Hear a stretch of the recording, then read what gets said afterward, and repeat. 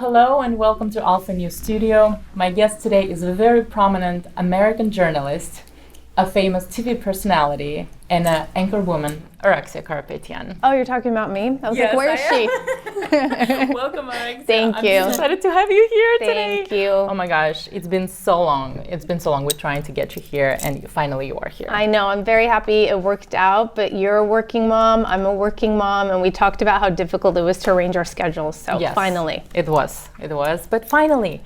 Okay, my first question, I guess, would be, you are an American journalist, also you are an Armenian, and as busy as you are, you always manage to represent our cause the best way possible. Where do you get the time for it? Oh, that is very challenging, and it's interesting you say that because I've actually been saying no to many events recently because it just becomes so overwhelming. I find that the older my children get, so now my two daughters, one's 4, one's 7, the older they get, the more they need me to be there. It was almost easier when they were babies. I could have, my mom or my sister-in-law watch them and I could run off to do some things and come back home. But now they're older and I realize that they really need my guidance. And so I want to be there for those important moments and not miss out on that. So I've had to make, you make sacrifices along the way. And if I didn't have the support of my husband and my mom and my husband's family who, back me up on all of these things, I wouldn't be able to do any of the things I do. So your oldest is 7 and your youngest is 4. Yep, Sevan is 7 and Sona is 4. Sevan, such a beautiful name. Thank oh my gosh. you. I would like to find out who you are as a person. So is there, if there was one thing you could tell me for me to understand who is sitting in front of me, what would that be? Well, I'm very much so an empathetic person, which is actually a good quality to have, I think, as a journalist. It is. But it's also, it's a tough quality to have because I take everything close to my heart.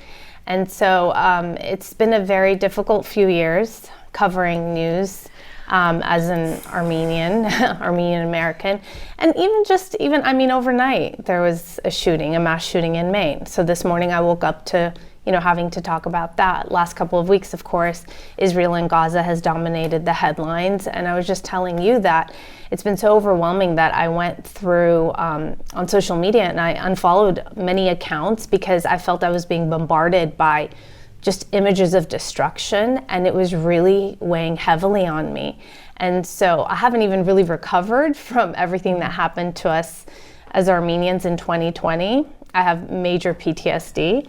And then, of course, has it been, I don't even know, I've lost track of time, a month or so now with the Artsakh situation. So it just really takes a toll on me. And it's hard because then it bleeds into my life, like with my kids and, family life. And in order to just prevent that from dominating my mood, I have to step away. So it's just been difficult. How do you compartmentalize? Is there any way to deal with it? I guess by trying to avoid reading things, looking at things. I have to at work, of course, but once I'm done, I'm done. I just step away, limiting my time on social media. I think one of the best things I did was a couple years ago, it was it was like a New Year's resolution. I decided on weekends I'm not going to just look at any news. And I know that. Yeah. And I'm not going to engage in any social media. And that carried on. It was difficult to do at first because it's embarrassing. We're trained to just pick up our phone any moment we have a free second, and just without thinking, you just click on, Instagram or Facebook. You're not even thinking about it. You're just programmed like a robot. So I had to really train myself, but it's been the best thing that I've done because like Friday night into Monday morning, I'm completely just living in the moment and unaware of what's happening. And it feels good. It's like a mental cleanse. So the phone is turned off? The phone isn't turned off. I'm just not on social media and I'm not looking at news. Yeah, no, the phone is not turned off. I mean, I have to communicate with my mom because if I don't pick up her call or text her back, she'll show up at my house. Yes, unannounced. Right. Hi. No, that's fine, but It's been 5 minutes. She'll have like an anxiety attack. No, the phone's not off, but I just limit my engagement. And I feel like it's mentally, it's healthy. And I encourage others to try it. That's funny because your mom is product, so to speak, of Soviet Gyumri, right? And so I guess our moms are very similar in that regard. Should also show up at my house. As am I, though. Yeah. I mean, I was there until I was about 7.5. So yeah, how did that transition go for you? The transition? Well, I couldn't speak English when I first came here, so that was a challenge, but I remember I picked it up quite quickly. I mean, kids do, and I grew up in the South Bay. It's completely an American community, so I had no choice but to learn the language. Sometimes, I wish I was in Glendale or Hollywood or Burbank to have taken advantage of the many Armenian, the schools or the programs and that sort of thing. I definitely missed out on that aspect of it. But I had a different kind of upbringing, I suppose. It's kind of like taking the best of both worlds. Yeah. Do you struggle with keeping your children Armenian? Yes. Like, how do you deal with it? Շատ դժվար. Do they go to Armenian school? No, because we're in this. It's just difficult. I could bring them, say, once a week on a weekend, but that's just realistically difficult to do. So there's a program. I'm sure you're familiar. Tutag program. Okay, it's like there's teachers in Armenia. So my daughter Zooms with a teacher there. So it's great because it provides opportunities for teachers there, and then you're getting like an actual teacher from Armenia. So we started that during COVID, actually, like 3 years ago already. So that's something she does once a week, and then just my family and me, and that's it pretty much, because they go to American schools, and it is challenging.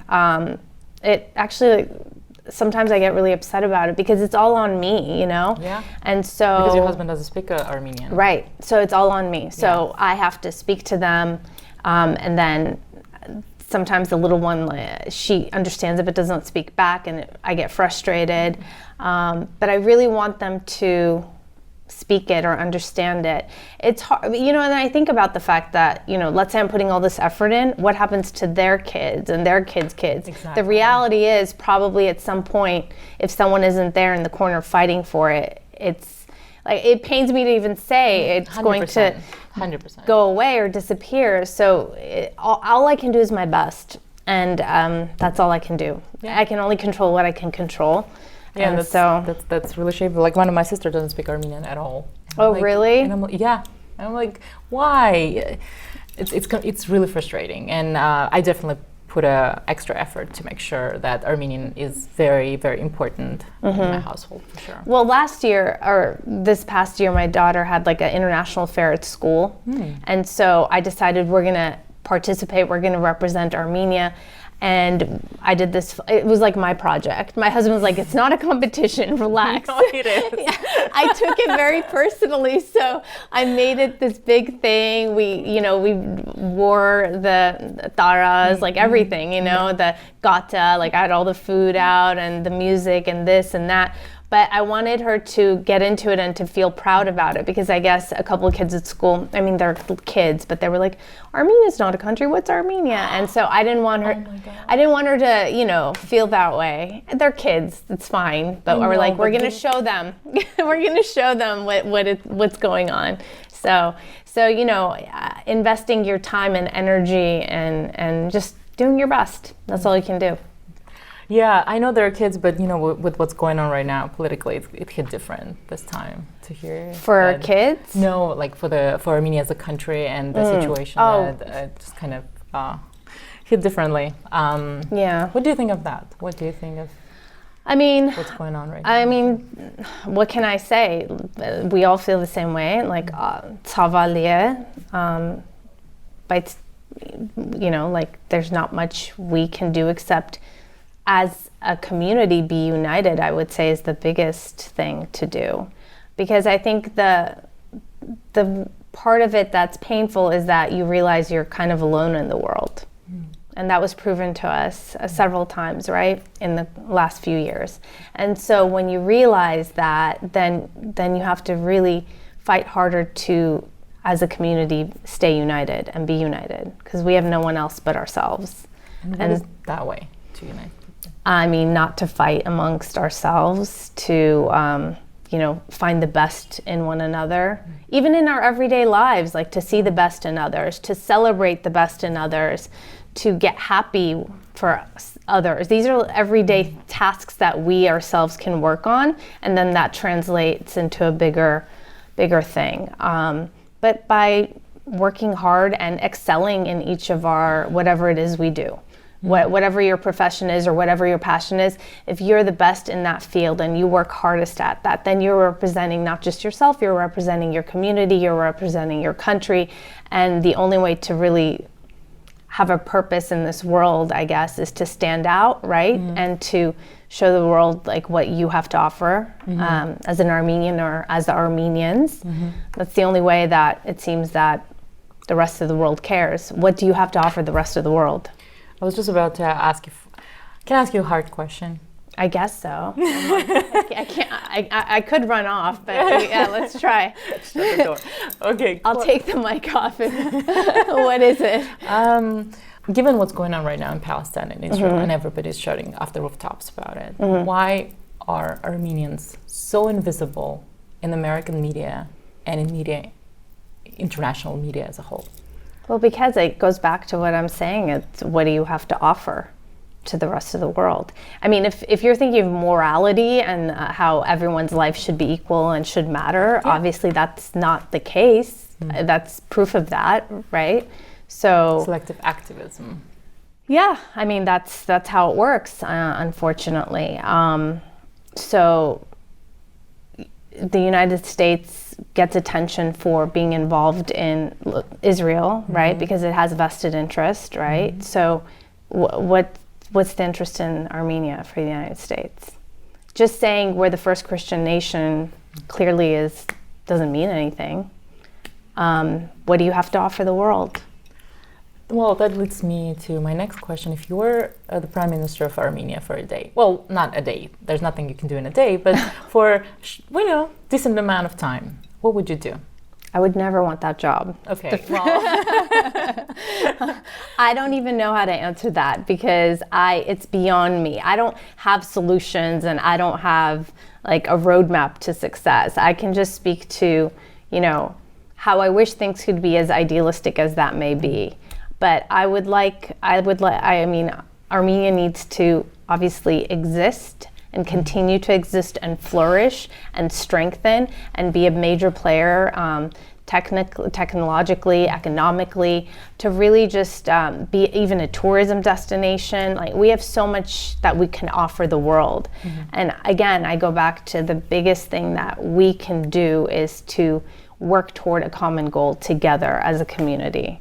And I don't see that.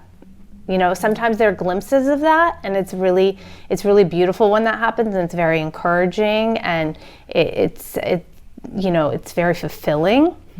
But I feel like those moments come and go, and consistently that's not there. And those moments only happen when something really bad.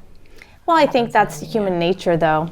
I mean, anything in life, it doesn't just have to be about Armenians, really. Yeah. People come together when there's something bad that happens, and then that unity's there for a while, and then you forget about it, and then you're fighting about a parking spot the next day. That's just human nature. So that's why I say it goes back to we each working on ourselves, like COVID պետք է աշխատես, And it's important to be like habart, of course. And at the same time, համեստ, like համեստությունը շատ կարևոր է. I think that's like one of the most important things that I've been taught growing up from my family and what I try to teach my kids. Like, you have to be humble in order to advance and progress as an individual. To be able to accept your mistakes, to learn from your mistakes, to be able to receive criticism, constructive criticism. You don't know everything, and you can't possibly know everything. It's, and if you have the attitude that you do, then you're not going to get very far. So it's great to be proud of who you are and where you come from, 100%. But like habart and hames, like they go together. Probably it is some sort of formula to, how to unite us. Could be. Maybe, right? hopefully. Christopher Hitchens said, "In life we must choose our regrets." because the opportunity cost is baked into the fabric of life. So it's like a natural byproduct of any choice, right or wrong. Mm-hmm. If regret is inevitable, you have to choose your regret. Do you have any? I feel like this is such like a cliche answer because everyone says, I don't have regrets. If I had regrets, then I wouldn't be who I am. Yeah, that's such a cliche answer. But at the same time, there is some truth to that because your regrets are what got you to this point still, and they shaped you. That's the hope, into whatever lessons you learned along the way. I don't have any major regrets like that, really. I truly don't. I can't even think of anything like that. Even, when I was working in my first job far away from home, it was difficult to go through that because I wanted to be back here, but I knew I had to do it to get to where I had to be. And so maybe for that moment you were regretting the decision to move away from home and be somewhere. But, you have to think in the long term and not just for that moment. I don't really live in the moment. That's one of my things. I'm always thinking, what's next? I'm sitting here with you right now, but my mind's going in a zillion directions because, I'm here, but I also have all these other things going on. So it's hard for me to just be in that moment. So maybe in that moment you might have a regret, but I've never let anything like that kind of shape my journey. That's really healthy. I wonder if I don't know. I guess. No, it is very healthy. People go through years of therapy to come to this. So, good for you. We roughly have about 4,000 weeks of breath time. Did you do the math on this? Someone else did. I'm very bad at math. Okay. Me too. So someone else did. So we roughly have 4,000 weeks. Well, that's depressing. I know. But it's reality, right? We have to face reality. All right. If there is one thing you could be doing for the rest of your life, what that would be, and how about only one thing to be eating? But that's the next question. So if there's one thing you could be doing for the rest of your life, consistently, that one thing? Yeah, just one thing for 4,000 weeks. What would that be? It's not reality, but just spending time with my grandparents. Grandparents? I was expecting you would say with my kids. So it's interesting. I guess in my head, I think my time with them is limited, right? So I would want to hold on to that for as long as I could. Did they help shape you? Yeah, 100%. And I was going back and forth between Gyumri and Yerevan. So when I was in Yerevan, I was with my grandparents all the time.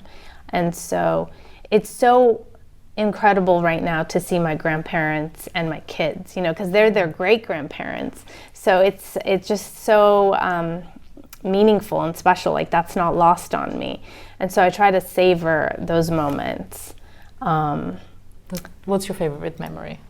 Well, right now, we're together every day. Yeah, just them together. The other day we were at my grandma's house and Sevan was asking her to teach her how to sew. So they were sitting there sewing together and it was just very sweet. So I'm constantly capturing the moment, but also watching it and really enjoying it. It's such a blessing. I know not many people have that fortune to have their great, the kids' great grandparents around. Yes, for my sure. grandparents. It's nice. No, it's really nice. Regretfully, I didn't have that privilege, but I can imagine it's really, really special. And may all of our grandparents live forever. Yeah. What was the thing about eating? Yeah, if you could eat one thing for the rest of your life, what's your favorite food? These days I can't eat much. I have gluten issues, dairy issues. I think it's part of aging. I have a big sweet tooth, unfortunately. You could never tell. Thank you. I do though. Yes, it's my weakness. Yeah, I don't know, chocolate, milk chocolate specifically. For the rest of your life. I second that. Yeah. Do we choose our beliefs? Choose our beliefs? Yeah, do we choose our beliefs or are they passed down on us from our parents? I think it's a combination of both. I've definitely, come from a family that has laid the foundation about my beliefs, but I think going through life, you adjust and you change. I would say I'm very different than I used to be. A part of that is going through this career. You're exposed to so many different people, and every time you meet different people, you learn about a situation you otherwise would never have encountered, perhaps, right? So that opens your eyes and your world to something that you never would have thought about or dealt with, or so that goes back to empathy and having empathy for others and just putting yourself in their position, seeing things from their viewpoint. So then your beliefs shift and change. But the core foundation and your values, I think that's set in stone, at least for me. That's kind of set. Other things just adjust a little bit, maybe, you know. Not everything is black and white in this world. You know, there can be a lot of gray too. If not for this profession, what would be your second choice? I don't know. I always think about that. I really don't know what else I would do. And it's funny because this isn't even something that I went into. Like as a child, you know, it wasn't even something I aspired to do or be. Really? I always think if I was still in Gyumri, you know, when I've gone back to visit, sometimes I look around and I'm like, where, had I not left, what would I be? What would I do? Who would I be? I don't know. You don't have answers to that? I don't know. I guess it was meant to be doing what I'm doing now. You know, I don't know. Do you believe in Chakadagir? Do you believe in Chakadagir? To a degree. Yeah, to a degree. I mean, I think we're in charge of our destiny, but I think sometimes things happen that, you know, put us on a certain path. Mothers, especially young mothers, lose their sense of identity often. What age was the worst for you, and what did you do to preserve your sense of identity? What age they were when I lost my sense of identity? Terrible twos, basically. I'm referring. Terrible twos goes into terrible threes and terrible everything else. 14 years. You know, I have to tell you, I have such an amazing support system that I actually went back to work after Sevon in 6 weeks. Oh, wow. Which is crazy. That's crazy. Really fast.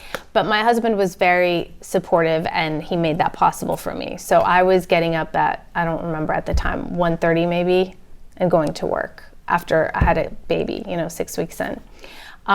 So I felt like I was always fighting to hold on to my identity, right? Because my career and my job is a big part of me. And so you don't want to let go of that. And so I was trying to do it all. You know, we say the balancing act, and I really was. But that was made possible because I had such a strong support system. With my second daughter, I was normal. I went back to work after 3 months. And my mom was very instrumental in that as well, because I would leave at 3 a.m. and she would show up at my house at 3 a.m. to help watch the baby, so then my husband could focus on the older one. I mean, I have just such a strong support system that it makes it possible for me to even be here with you right now. You know, after work, this is possible because I've set it up that I can do that, because I have that, you know, I'm lucky that way. But it's always one of those things that it's not even about children. I think, you know, I have to sometimes view my job as a job and not let it become such a big part of my identity. I think the older I'm getting, the more I realize that. In the beginning, it consumes you. It does. And then you realize that, okay, well, it's important, but also what's more important for me is to be a good mother, because the children I'm raising now, they're the ones going into society and they're going to play a role in society. So they're a reflection of me. So that's why I'm saying I've been stepping back a little bit in some of the activities I'm doing, because I realize how important it is that I'm there. The hardest thing of being a parent is you can do your very best to raise your child, but you can't control other people and you can't control outside factors. And so that's a scary thing. Especially these days, the world's a scarier place. Scarier. Yeah, scary part. I agree. And also it's the future of our nation. You know, our children are the future. So, you know, it's really important to raise them right and hope for the best. And my very last question would be, what was your dream? What do you dream about when you were a little girl? What are you dreaming about right now? And what do you think you would be dreaming in 10 years? It's funny, my daughter asks me questions like, what did you want to name your daughter when you grew up? Or what did you want to do when you got married? And I tell her recently, she's been asking me that. I'm like, I never had those dreams. Like I never dreamed of what I was doing when I was married or what I would do if I had a child. My dreams were always about doing something bigger than myself, like something bigger for other people. So in some ways this falls into that. I guess my profession, you know, the way you utilize it falls into that. It's always been about not having the typical average kind of life, like get married, have kids, do this, do that. I wanted more than that. I remember that as a kid. And even now, you know, like I just want to make an impact, even though it might not be for the rest of the world, within my circle or within my community. If I'm able to make a positive impact, then I feel like I've attained something, and that's what's fulfilling. Wow. Thank you so much, Araksya. It was such a pleasure. Thank you. Thank you, finally. It was Araksya Karapetyan with us at Alpha News Studio today. Thank you.